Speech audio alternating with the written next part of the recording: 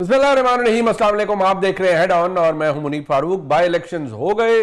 पाकिस्तान मुस्लिम league नून अगर देखा जाए तो ओवरवेलमिंग मेजॉरिटी के साथ इस वक्त इन बाई इलेक्शंस की फातेह है। सिवाय पीपी 269 मुजफ्फरगढ़ के बाकी तमाम नशिस्तें पाकिस्तान मुस्लिम लीग नून ने जीती है। पाकिस्तान तहरीक इंसाफ बॉयकॉट कर चुकी थी, सिवाय जो हल्का था जनाब उमर अयूब साहब, जहाँ की उनकी अहलिया कंटेस्ट कर रही थी, वहाँ पर एक तगड़ा मुकाबला देखने को मिला NA 18। उसके अलावा एज सच कोई तगड़ा मुकाबला हमारे सामने नहीं आया। DG खान के अंदर दोस्त मोहम्मद खोसा साहब जो कि पीपल्स पार्टी के कैंडिडेट थे, उनके दरमियान और PMLN के दरमियान मुकाबला था। PMLN ने वहाँ पर भी ठीक ठाक उनको लीड मिली है। बाकी जितने हल्के हम देखें उसके अंदर PMLN को कामयाबी मिली है, लेकिन यही बात की जा रही है कि कोई मद्दे मुकाबिल था ही नहीं, पाकिस्तान तहरीक इंसाफ थी नहीं। तो क्या ये तहरीक इंसाफ का फैसला दुरुस्त था इलेक्शन ना लड़ने का, बाई इलेक्शन कंटेस्ट ना करने का? क्योंकि आज जो पंजाब की वज़ीर आला मोहतरमा मरियम नवाज शरीफ साहबा ने कहा है कि जो बुत था तराशा गया, जिसको फैज हमीद साहब ने और इमरान दार जजेस ने बनाया था, वो टूट चुका है, पाश पाश हो गया है। ये बात किस हद तक दुरुस्त है, किस हद तक नहीं? और क्या इस जीत से PMLN इतनी तगड़ी हो गई है कि अब उसको पीपल्स पार्टी की भी जरूरत नहीं है?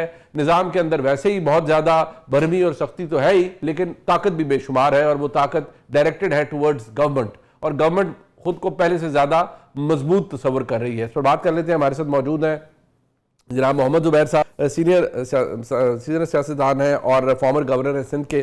तहरीक तहफ़्फ़ुज़ आईन पाकिस्तान के अंदर भी आप उन्हें देखते हैं हर अच्छे कॉज के अंदर, जमहूरियत के लिए आजकल वो अपनी इन्वॉल्वमेंट दिखा रहे हैं। जनाब आमिर इलियास राना साहब हमारे साथ मौजूद हैं। पाकिस्तान के बाखबर तरीन सहाफ़ियों में आपका नाम आता है। राना साहब, आपका बहुत शुक्रिया। सबसे पहले मैं अगर राना साहब आपसे आगाज करना चाहूँ, ये जो मरियम नवाज शरीफ साहबा ने आज कहा है, जरा मुझे डिस्पैशनेटली बताइएगा। ये ठीक है, पंजाब के अंदर बेशुमार प्रोजेक्ट्स, काम, एक हैंड्स ऑन किस्म की चीफ मिनिस्टर जो कि PMLN का एक खासा रहा है, वो नजर आता है आपको कि Maryam Nawaz Sharif is seen all over the place. लेकिन क्या वाकई इमरान खान का या PTI का जो बुत तराशा गया था, जिस तरह उन्होंने कहा, वो टूट चुका है? देखें, टूटने का तो नहीं मैं कह सकता, उन्होंने रास्ता खुद छोड़ा है। तो फिर जो मुखालिफ होते हैं वो एक दूसरे पे तनकीद तो अपनी मर्जी से करते हैं। क्या किसी ने मना किया था इमरान खान साहब को कि वो अपनी पार्टी को इलेक्शन से हटा दें खुद? और जिस असूल की बुनियाद पे उन्होंने कहा कि ये तो ये लगेगा कि जैसे हमने सजाएं मान ली हैं, आपके मानने या ना मानने से भी कोई फर्क नहीं पड़ता, सजाएं तो हो चुकी, लेकिन वो असूल आपने हरीपुर में तोड़ दिया उमर अयूब की अहलिया को टिकट दे के। लाहौर की हद तक बिल्कुल बात ठीक है कि मियाँ मोहम्मद अजहर मरहूम की सीट पे जाहिर है कि उनके भतीजे को टिकट मिल गया। मौरूसियत जहाँ PMLN में, पीपल्स पार्टी में है, वो अब PTI में भी बिल्कुल खुल्लम खुल्ला आती है, चाहे वो शाह महमूद कुरैशी की सूरत से शुरू हो या उमर अयूब की अहलिया की सूरत में सामने आए।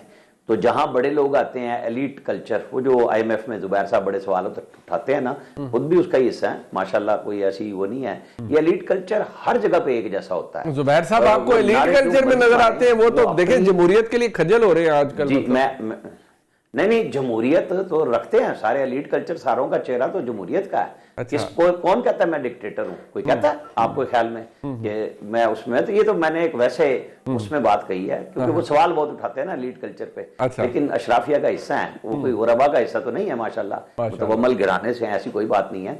बात ये हो रही है कि जब आप मैदान खुद छोड़ते हैं तो फिर आप क्वेश्चन नहीं कर सकते। आपने वो क्वेश्चन मार्क खुद लगाया हरीपुर में टिकट देके। क्या आप समझते थे सूबे में आपकी हुकूमत है, आप ये समझते थे पंजाब गवर्नमेंट पता नहीं क्या करेगी? तो उमर अयूब की तो जो पूरी कैंपेन थी वो ये थी कि 27 महकमे हमारे हैं, क्या कर लेंगे ये जो हैं बाबर नवाज, हमने आपके काम कराने हैं। लेकिन मैंने जो रिपोर्ट्स ली वो बिल्कुल उस तरह है कि जब आप अपने हल्के को छोड़ जाएं, मकबूलियत, अगर ये काम होता, खंबे होते जो 8 फरवरी को बहुत सारे हमारे यहाँ इलेक्ट्रॉनिक मीडिया में गेम डाली गई थी, जो कल भी डालने की कोशिश की गई थी। इब्तिदा में तो हम जीत रहे थे, बाद में रिजल्ट बदल दिए गए। तो वो मकबूलियत, नहीं, ये जो RO और DRO थे, ये लाहौर में जौक दर जौक खुद ही क्यों नहीं नजर आया? ये जो RO DRO थे मुनीब भाई, जौक दर जौक आपको और मुझे वो वोटर क्यों नहीं नजर आया लाहौर में भी और हरीपुर में भी, कि बेपनाह आ जाते, बड़े आराम से आए वोटर, किसी ने नहीं रोकने की शिकायत की, कहीं पहले किसी ने दर्ज नहीं कराई ये शिकायत कि हमारे वोटरों को नहीं आने दे रहे। ये तो 4 बजे शुरू हुआ ना काम, कि जब नताइज का तो सबको पता था लेकिन कि क्या पीटीआई ने बाकी तो हल्कों में वो बाकी गई नहीं ना, पीटीआई का मुकाबले में कैंडिडेट था ही ही कोई। बट देखें हाफिज नुमान साहब के हल्के में पीटीआई का कहते हैं कि सॉर्ट ऑफ बैक कैंडिडेट था जो हमाद अजहर साहब ने जिनको बैक कर रहे थे। उसके अलावा पाकिस्तान तहरीक इंसाफ के कैंडिडेट्स कोई ऐसे थे जो उनको पार्टी की सपोर्ट थी। पीटीआई तो कह रही है कि नहीं खान साहब का फैसला बड़ा अच्छा था और अब वो साबित हुआ हमारा बड़ा ठीक फैसला था, लोग निकले ही नहीं इमरान खान की आवाज के ऊपर। मैं यही तो कह रहा हूं कि फिर लाहौर में जहां फैसला था इमरान खान का कि उनकी पार्टी का कैंडिडेट मियां अजहर की सीट पे मियां अजहर का भतीजा था फैसलाबाद से जो हमाद अजहर लेके आए थे, तो वहां तो जौक दर जौक आपको लाइनें नजर आनी चाहिए थी कि हमारी मर्जी के मुताबिक वोटर निकलता है और हम नहीं जाते तो वोटर नहीं जाता। तो लाहौर में क्यों नहीं आया उस तादाद में? फिर तो यही बात तो मैं कह रहा हूं कि जहां इलेक्शन लड़े वहां जौक दर जौक आपको लाहौर शहर में क्यों नहीं नजर आए? तो बाकी जगह की तो मैं बात ही नहीं कर रहा, जब पीटीआई है नहीं तो फिर मुकाबला ही नहीं है ना। अच्छा इमरान साहब मुझे सिर्फ ये बताइएगा, आपने तलाश किया NA-18 के अंदर जो आरओ या डीआरओ थे? क्योंकि ये सवाल बहुत से लोगों ने किया है कि जी या तो इनको पंजाब से किसी ने भेजा हुआ था, ये पंजाब हुकूमत के मुलाजिम थे, तो फिर तो सवाल उठाया जा सकता है। और इमरान जो उमर अयूब साहब का वोटर है वो भी ये कह रहा था जी हम 25,000 से जीत रहे थे और हम एकदम 40,000 से हार गए, ये कैसे हो सकता है? तो क्या आपने इस पर कोई तफ्तीश की, कोई पता लगा कि ये जो अमला था, क्योंकि शायद खटक साहब ने भी एक ट्वीट किया जी कि प्रिजाइडिंग ऑफिसर केपी गवर्नमेंट के अंडर था इसलिए उन्होंने फॉर्म 45 हमें दे दिए और बड़े ठीक दे दिए, हम वो लेके खड़े हुए थे, और जो आरओ और डीआरओ था वो इलेक्शन कमीशन के मातहत था इसलिए उन्होंने रिकॉर्ड में रद्दोबदल कर दी और इलेक्शन में धांधली करवा दी। जो मैंने चेक किया, उमर अयूब जो कभी बहुत पहले मुतहरिक हुआ करते थे 18 में जब इलेक्शन जीते, तो ये उसके बाद भी अपने हल्के से गायब थे, लोगों को बहुत शिकायत हैं। फिर ये इस दफा जब जीते 24 में तो फिर भी इनका वहां ग्राउंड वर्क नहीं था, ठीक है। लोगों के साथ राब्ता नहीं था। और दूसरी तरफ जो बाबर नवाज PMLN के हैं उनका भी फैमिली बैकग्राउंड बहुत रिच है, जिस तरह उमर अयूब का है कि गौर अयूब खान जीतते रहे, फिर ये जीतते रहे, बड़ी पुरानी पॉलिटिक्स में फैमिली है। लेकिन बाबर नवाज ने तो लोगों के साथ राब्ते रखे और वो चाहे अपोजिशन में बैठे रहे लेकिन उनका डेरा खुला रहा, जिसको पंजाबी में डेरा कहता है, वहाँ वो हुजरा कह देते हैं केपी में, पेशावर में ज़्यादातर।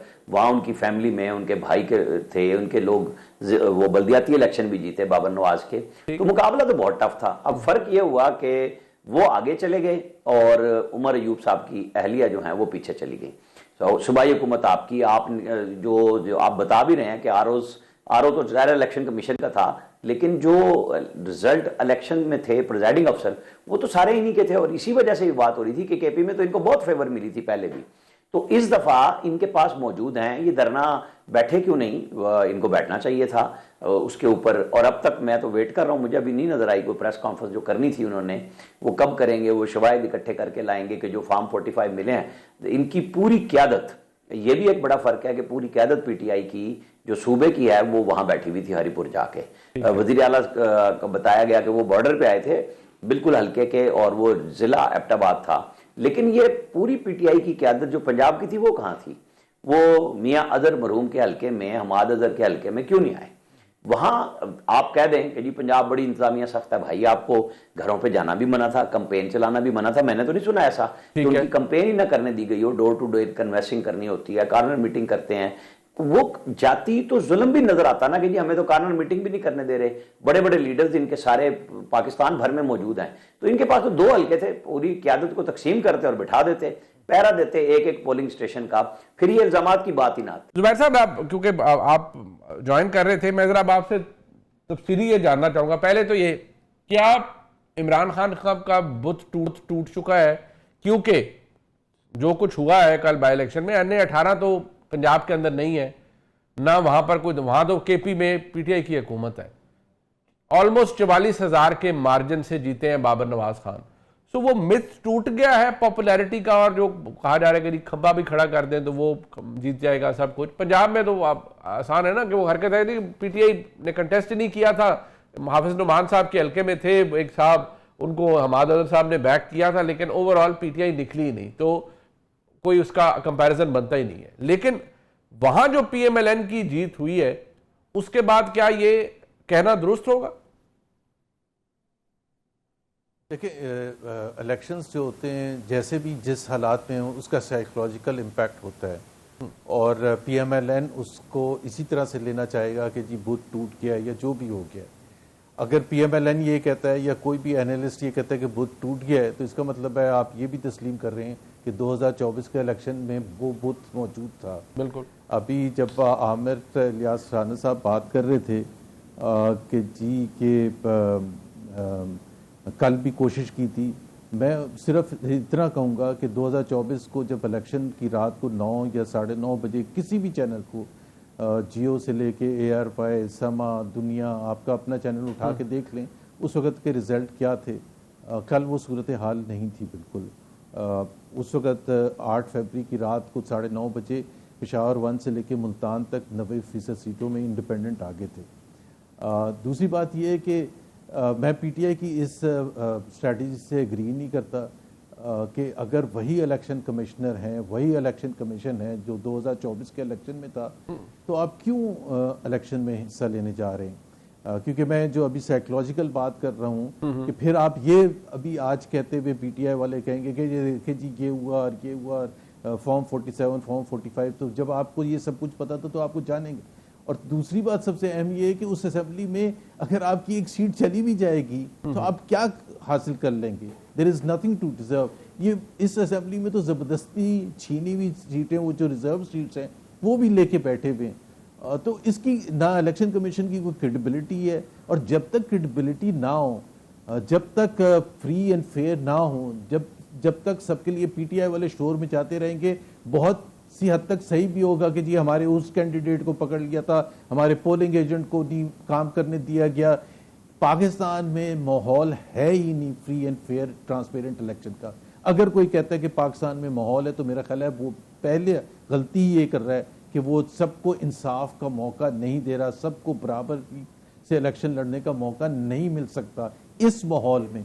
जहां तक आप अभी मैंने सुना था मरियम नवाज कह रही थी ये रेफरेंडम था, बिल्कुल मुझे याद आ कि ये जैसे मुशर्रफ साहब का रेफरेंडम था, वो भी उस वक्त भी सब बहुत से लोगों ने कहा था ये बिल्कुल सही वोटिंग हुई है और रेफरेंडम। वो तो डिक्टेटरशिप थी, आज आपको डिक्टेटरशिप लग रहा है ये सारा कुछ।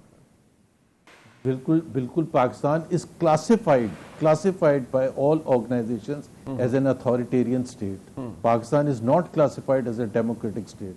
Pakistan is classified as an authoritarian state. यहाँ अगर पहले हाइब्रिड, जब इमरान खान के ज़माने में हाइब्रिड निज़ाम था, बिल्कुल उस वक़्त भी वो जमहूरियत नहीं थी जिसकी हम तसव्वुर करते हैं आइन के हिसाब से।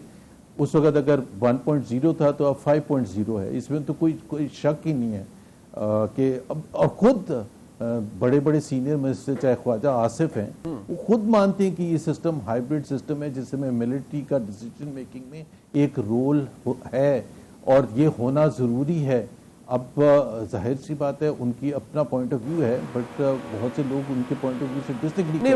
बट एक बात, बट सर एक सेकंड, ये जरा इस पे फरमाइएगा कि जो इस वक्त हालात हमारे सामने हैं, मियां नवाज शरीफ साहब ने कहा कि ये अवाम का एतमाद है जो पाकिस्तान मुस्लिम लीग नून के ऊपर है और इसकी वजह मरियम नवाज शरीफ की कारकर्दगी और शहबाज शरीफ साहब की कारकर्दगी है।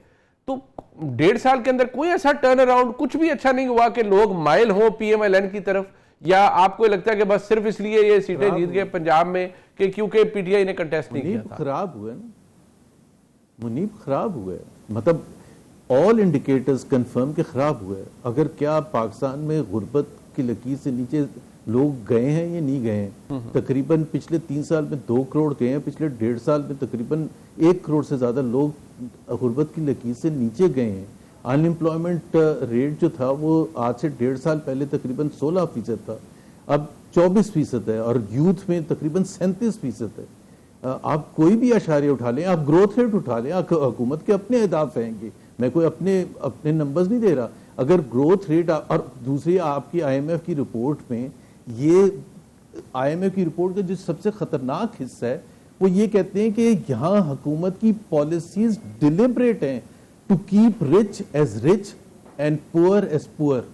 जब आपकी डिलिबरेट पॉलिसी ये है तो आप कैसे turn around? But when they say government, that means एक परसिस्टेंट व्यू रहा है गवर्नमेंट का, मतलब the very government which is in power, उसकी बात हो रही है कि ये अमीर को अमीर तारी रखना चाहते हैं। एक तो है ना कि रियासती हमारा सिलसिला भी यही रहा है ना 70 सालों में कि प्रो पीपल गवर्नमेंट। बिल्कुल सही है, आपकी बात बिल्कुल सही है कि ये सिस्टम की बात कर रहे हैं, कोई पर्टिकुलर इस हुकूमत की नहीं बात कर रहे हैं, लेकिन प्लीज अंडरस्टैंड पिछले 50 साल में सिस्टम का हिस्सा 3.5 साल के पीटीआई के यही थे ना, और कौन थे?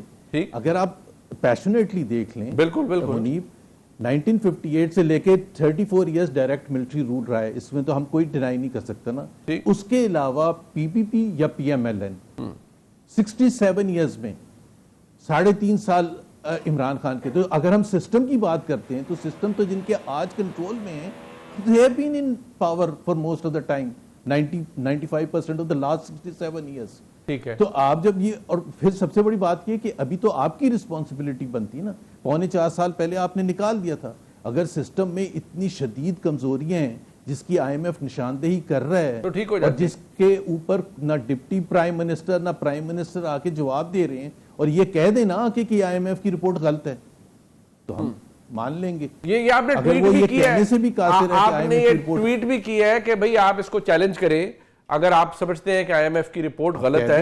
आप कह दें कि आईएमएफ की रिपोर्ट गलत कह रही है। ठीक। और अब ये भी बात जो शहबाज राणा साहब ने भी की, आपने भी कहा कि फिर गवर्नमेंट ने इसको ओमिट क्यों करवाई कुछ चीजें, या डिले 3 महीने क्यों करवाया, ये भी गवर्नमेंट को ही जवाब देना बनता है। राणा साहब, एक बात है जो अभी जुबैर साहब ने कही कि देखिए ये अगर उसका मतलब हम ये निकालें कि ठीक है जी अकेले आप दौड़े, आप फर्स्ट आ गए, तो ये कोई आपने कारकर्दगी तो नहीं है। मियां नवाज शरीफ साहब कह रहे हैं ये मियां शहबाज शरीफ साहब की और मरीम नवाज शरीफ साहबा की कारकर्दगी है। जुबैर साहब कहते हैं हालात मजीद खराब हुए हैं लोगों के, तो कारकर्दगी काहे की? नहीं, जाहिर है जब तक जुबैर साहब की हुकूमत नहीं आती तब तक तो सियासी तौर पे हुकूमत और बाकी लोगों के हालात तो खराब रहने हैं। जवाब इन्होंने पूछना है, उसने शहबाज राणा का मैंने भी सुना था कि 95% चीजें वही हैं, 5% ओमिट कराई हैं। ये गवर्नमेंट ही जवाब देगी, लेकिन मेरे हिसाब में जाहिर है कि जब आईएमएफ और इन्होंने मिलकर किया है, एक तो ये बहुत अच्छा फैसला है कि रिपोर्ट पब्लिक हुई है, हमारा एलिट कल्चर बेनकाब हुआ है और हर दौर का बेनकाब हुआ है। तो बिल्कुल जो मरात हैं, जो किसी को मुस्तस्नियात हैं, इस्तिस्ना है, वो सारे खत्म होने चाहिए। कौन कहेगा कि ये गलत बात है? हम तो शुरू से कह रहे हैं कि ये आईएमएफ जो है ये सिर्फ हमारे बिजली के बिल बढ़ाने आती है। हमने तो प्राइम मिनिस्टर से भी ये बातें की हैं, जाके क्वेश्चंस किए हैं कि ये जो आप तनख्वाहें अपनी बढ़ा लेते हैं, वजीरों की, एमएनएस की, सेनेटर्स की, पार्लियामेंटेरियंस की, उस वक्त आईएमएफ अंधी हो जाती है या बहरी हो जाती है? ये क्या चक्कर है कि सिर्फ गरीबों के जो बिजली के बिल डाउन करने हो तो उस पर आईएमएफ की पाबंदी नजर आती है कि हम पूछ के करेंगे, फलां करेंगे। हम तो नहीं इस बात से चूकते कि भाई जब आप मराद बढ़ाते हैं, इसमें मैं जज भूल गया, जजों की भी बेपनाह मराद बढ़ाई हैं, कमाल कर दिया हुआ है हर तरफ, हर शोबे में, सरकारी शोबे में अफसरों को सबको दिया है। लेकिन अगर वो टैक्स बनता है तो वो सरकारी मुलाजिम से हट के आम आदमी के ऊपर बेपनाह है जिसकी आमदनी फंस रही है। तो मैं तो इस बात को खुशाइंद कहूंगा कि सिर्फ आईएमएफ रिपोर्ट पे ना रहे, ये जो अब किस्त इशू होनी है दिसंबर में, होनी भी चाहिए, लेकिन उसके अंदर कंडीशंस अगली के लिए और सख्त आनी चाहिए।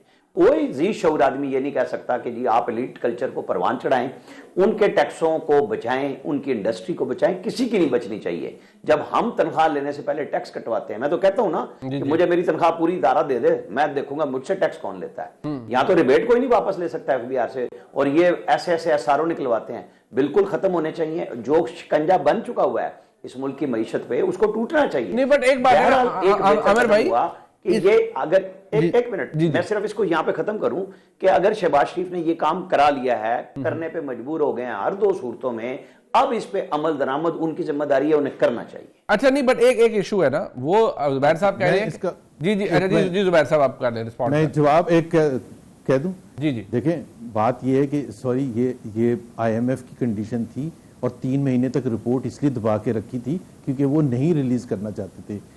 जब आईएमएफ ने उनको ये बता दिया, उनके बोर्ड ने, कि दिसंबर में आपको किस्त रिलीज नहीं होगी, तो इन्होंने मजबूरी में किया है।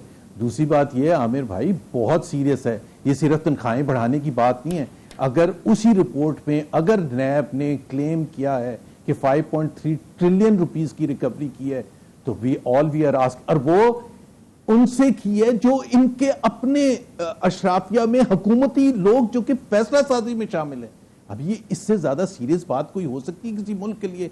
अब मुझे लिस्ट चाहिए वो 5.3 ट्रिलियन की, हु आर द बेनिफिशियरीज, क्या अकाउंटेबिलिटी हो रही है, हमें क्यों नहीं पता होना चाहिए कि किसने गबन किया था, who was involve in the decision making होती क्या? जिस तरह शुगर स्कैंडल हुआ, शुगर स्कैंडल में अगर वो लोग इन्वॉल्व हैं, मिल ओनर्स, और ये ऑडिटर जनरल की आमिर भाई रिपोर्ट आज से 4 महीने पहले किया है। नेशनल असेंबली की कमेटी में जाके उन्होंने कहा कि ये जो एस्केलेशन हुई थी प्राइसेस में as a result of export, उसकी वजह से शुगर मिल ओनर्स को 300 बिलियन रुपीस का एडिशनल फायदा हुआ है। कौन है शुगर मिल ओनर्स जो फैसला साजी कर रहे हैं? मैं भी एक मजे का नुक्ता शहबाज शरीफ की फैमिली की शुगर मिल नहीं है, जहांगीर तरीन की शुगर मिल्स नहीं है। हाँ, अगर मेरी या आपकी हो और हमारा फैसला साजी में नहीं है तो मैं तो नहीं कहता कि जी मुझे आप ब्लेम करें, ये तो हुकूमत ने फैसला किया था, मैंने तो नहीं करवाया था। बट अगर हुकूमत में लोग बैठ के और ये हो रहा है, मीट स्कैंडल हुआ, ऑडिटर जनरल की रिपोर्ट आई, आपने क्या किया? उसको दराज में बंद कर दिया। ठीक है, उसके बाद हम कहें कि ये हालात भी बड़े जबरदस्त हो गए। वो राणा साहब बात ये कहते हैं 3.5 साल इमरान खान की हुकूमत को जरूर धोएं, लेकिन बाकी सारा टाइम पीपीपी पीएमएलएन की हुकूमतें रही है, 34 साल निकाल दें डायरेक्ट मिलिट्री रूल के, तो तनकीद उनकी बनती है खान साहब को सिर्फ 3.5 साल पे जज करें। हाँ करें, उनमें आधे हिस्से में तो फिर हमारे जुबैर साहब भी हुकूमत का हिस्सा थे ना। नहीं ब्लेम करें, खुद को करें कि मैंने कितने खत लिखे थे गवर्नर बन के, मैंने प्राइवेटाइजेशन का हेड बन के कितने खत लिखे थे, मेरे भाई नेशनल बैंक के चेयरमैन बने थे, उन्होंने क्या क्या काम किए थे बताए ना सारे। एक सेकंड मैं आपके बीच में नहीं बोला था, थोड़ा सा सब्र कर लेना, ऐसे ना करें। आप मुझे बताएं कि असद उमर साहब आपके भाई वजीर खजाना थे, उन्होंने इस एलीट कल्चर में जब वो पहले शहसवार थे, उन्होंने क्या ऐसे तीर मारे थे? जब हम सबकी बात फैमिलीज की बात कर रहे हैं तो मैं ये कह रहा हूं, जब आपके पास कुछ इख्तियार था और आप उसमें मौजूद थे, तो क्या आप उसमें मजे ले रहे थे? अभी रऊफ क्लासरा ने बड़ा अच्छा तज्जिया आज या कल मैं कहीं देख रहा था, उसने लिखा कि जब ये बहुत ज्यादा चीनी पे धोया और जब वो बीआईएसपी का स्कैंडल आया तो उसके बाद से मिफ्ता इस्माइल साहब की भी खामोशी हो गई। एलीट कल्चर को उन्होंने बताया कि जब अपने पे आती है तो सारे भाग जाते हैं। भाई मैं तो आपको, मैंने आईएमएफ की रिपोर्ट पे एक लफ्ज पॉजिटिव कहा है कि जी ये बिल्कुल गलत हुआ है, मैं तो कह रहा हूं उसके अंदर चीजें आ गई हैं। अब अगली शर्त आईएमएफ को लगानी पड़ेगी, ये इसके बगैर नहीं होगा। जैसे उन्होंने रिपोर्ट ओपन कराई है कि हमें इसके ऊपर अमल दरामद करके दो, कैसे पैसे वापस होंगे, आइंदा कैसे नहीं होगा, ये हम आपस में नहीं कर सकते बात। हम तो उसी को कहेंगे जो पैसे दे रहा है कि भाई अगली दफा और शर्तें लगाओ, इनको टाइट करो, इनको इनसे जवाब मांगो, तो तनख्वाहें तुमने तो कई गुना बढ़ाई हैं और यहाँ 5 और 7% देते हुए हमें इन्फ्लेशन सुनाते हैं। क्यों भाई? वो गरीब आदमी की तनख्वाह वापस आते हुए दो आमिर भाई, जुबैर साहब का आर्गुमेंट ये है कि वो 6 रुपए से सर जी आप बता दें, कंप्लीट कर लें। जी मैं कह रहा हूं कि एक दफा जो 50 साल से चल रहा था ओवर टाइम ड्राइवर का या पीएन का, वो 6 रुपए रोजाना था। आपको पता है 2.5 घंटे लगाए फाइनेंस मिनिस्ट्री ने उसको 10 रुपए करते हुए, आज से 5-7 साल पहले, कि यार 50 साल हो गए, ओवर टाइम पर घंटा जो है ना वो 6 रुपए है, उस पर 2.5 घंटे लगाए और अपने टाइम पे 2.5 मिनट नहीं लगाते जब अपनी मराद देनी होती है सबने टॉप पे। ठीक जी जुबैर साहब, अब आप अगर कुछ ऐड करना चाह रहे थे। मैं ये कह रहा हूं कि देखें ये जो रिपोर्ट में लिखा है उसकी इंपॉर्टेंस क्या है, वो क्या लिखते हैं? वो कहते हैं कि उससे फिर आपको पता चलता है कि यहाँ गुर्बत है क्यों और क्यों बढ़ रही है, उससे पता चलता है कि बेरोजगारी क्यों है और बढ़ क्यों रही है, उससे पता चलता है ये जो इतना शोर मचता है इन्वेस्टमेंट। ये तो मैं नहीं कह सकता कि वजीर आजम एफर्ट नहीं कर रहे हैं, हर थोड़े दिन के बाद हम देखते हैं वो जा रहे हैं, कभी एक मुल्क कभी दूसरे मुल्क, वहां एमओयू साइन। सो एफर्ट का तो मैं उनको 100 में से 100 मार्क देता हूं। लेकिन मैं आपको आमिर भाई आप जरा नंबर देख ले, पाकिस्तान का इन्वेस्टमेंट रेशियो इस वक्त 14% से कम है, बांग्लादेश का 31% है, 31% है, इंडिया का 33% है, कंबोडिया, वियतनाम हम हाफ से कम है। सो दैट एक्सप्लेन्स, वो रिपोर्ट कह रही है, आप चैलेंज करें ना उस रिपोर्ट को, आप कहें ये गलत कह रहे हैं, वो कह रहे हैं it is design to keep poor as poor, it is design to keep rich as rich. Zubair sahab यहाँ बहस ये शुरू हो गई है। सर आपकी बात ठीक है, सर आपकी, मैंने उस रिपोर्ट को कोई सपोर्ट तो नहीं किया कि इस संच में कि गवर्नमेंट कह रही है सच है और गवर्नमेंट सच बोल रही है और आईएमएफ झूठ बोल रही है। मैं तो आपके साथ खड़ा हूं, मेरे साथ किस लिए जज्बात का इजहार कर रहे हैं? मैं तो आपके साथ खड़ा हूं कि आईएमएफ के लिए आपसे भी ज्यादा मैं कह रहा हूं अगली किस्त देते हुए जो अगले 3 महीने के बाद रिपोर्ट बननी है वो शर्तें लगाएं कि हमें ये चीजें ठीक करके चाहिए, साथ साथ हम आएंगे पूछेंगे, वो भी तो हमारे खर्चे। आमिर भाई जुबैर साहब ये कह रहे हैं जब तक ये हुक्मरान तबका रहेगा जिनकी अपनी मिलने, जिनका अपना कारोबार सब कुछ है, तो ये खुद क्योंकि अमीर है, साहिब हैसियत है, तो खुद को ये अमीर रखेंगे, गरीब आदमी गरीब ही रहेगा। उनका आर्गुमेंट ये है और वो उस तरह के सवाल का जवाब तो दिया नहीं इन्होंने। जो मैंने इनके तीनों भाइयों का सवाल उठाया कि जब आप इक्तदार में थे आपने क्या किया, दूसरों पे क्वेश्चन ही है। हम सब दूसरों के लिए मियां नसीहत है, खुद मियां फजीयत है, हमारा मसला यही बन गया है। अच्छा जी जुबैर साहब आप जवाब दे दें आमिर भाई को इस बात। पहली बात तो ये है कि असद और मेरी सियासत बिल्कुल मुख्तलिफ रही है। तो मैं असद को तो यहाँ दिफा नहीं करना है, जब वो असद उस हुकूमत का हिस्सा थे मैं सबसे ज़्यादा तनकीद करने वालों में था।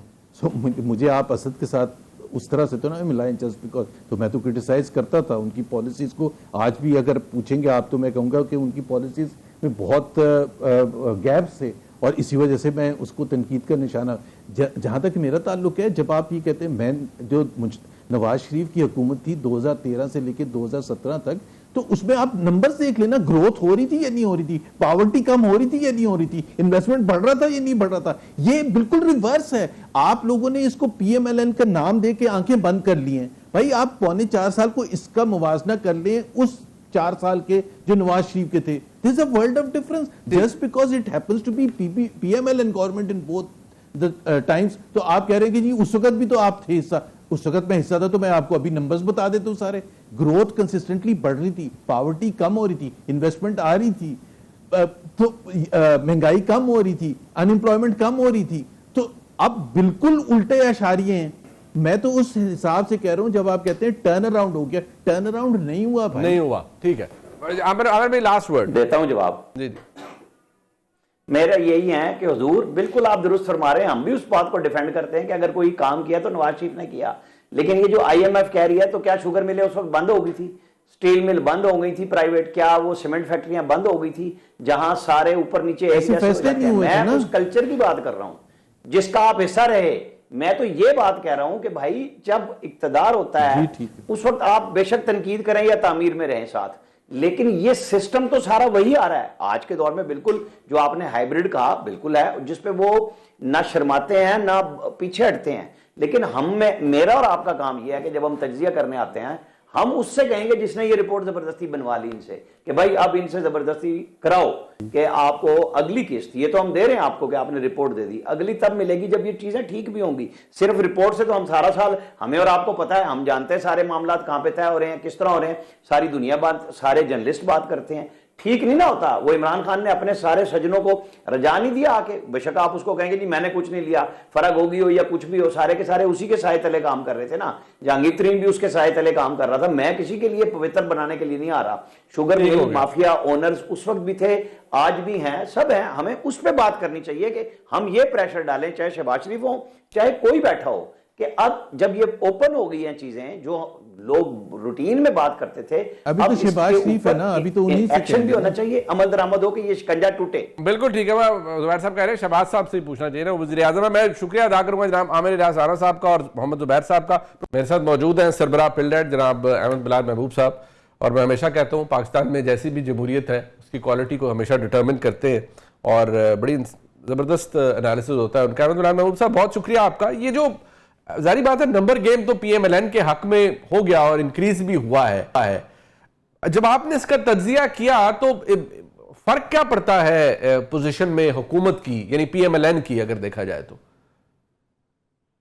बहुत शुक्रिया। मेरा ख्याल में मटीरियली तो बहुत कम फर्क पड़ता है, लेकिन मेरे ख्याल में नफ्सियाती तौर पे वो इसको जाहिर है इस्तेमाल कर सकते हैं बताने के लिए कि जैसे कि आज मरियम नवाज साहबा ने कहा भी है कि ये टाइड टर्न हो गया है और हमारा नैरेटिव जो है वो कबूलियत पा रहा है और पुराना नैरेटिव अपनी मकबूलियत खो चुका है।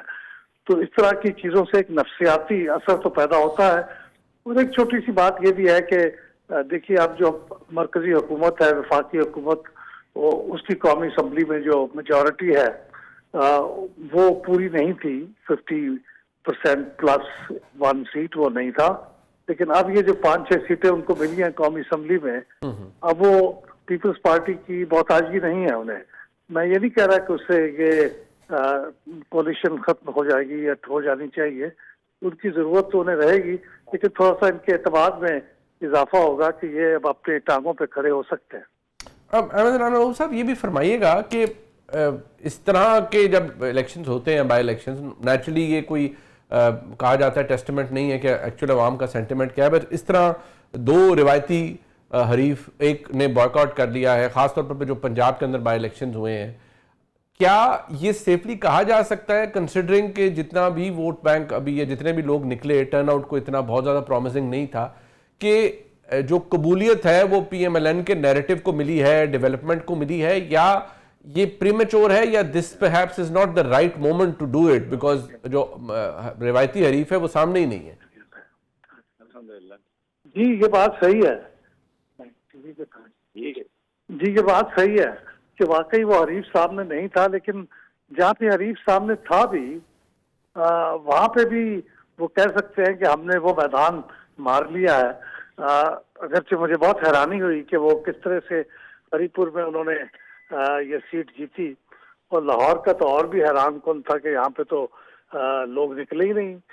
PTI के वर्कर या वोटर 18% सिर्फ वोटर टर्नआउट है। तो ये एक नफसियाती सी बात है, लेकिन मटीरियली तो मैं भी ये समझता हूँ कि ये कोई ऐसी मार्कत उलारा चीज नहीं है। बाई इलेक्शन वैसे भी कोई इनकॉन्सिक्वेंशियल होते हैं आमतौर पे, इल्ला ये कि आपको कोई बहुत ही एज पे बैठे हों और आपको कुछ चंद सीटें मिल जाएं जिससे आप सेफ हो जाएं। तो ऐसी भी कोई सूरत नहीं थी, वो पहले भी जितने सेफ थे अब वैसे ही सेफ अब भी है।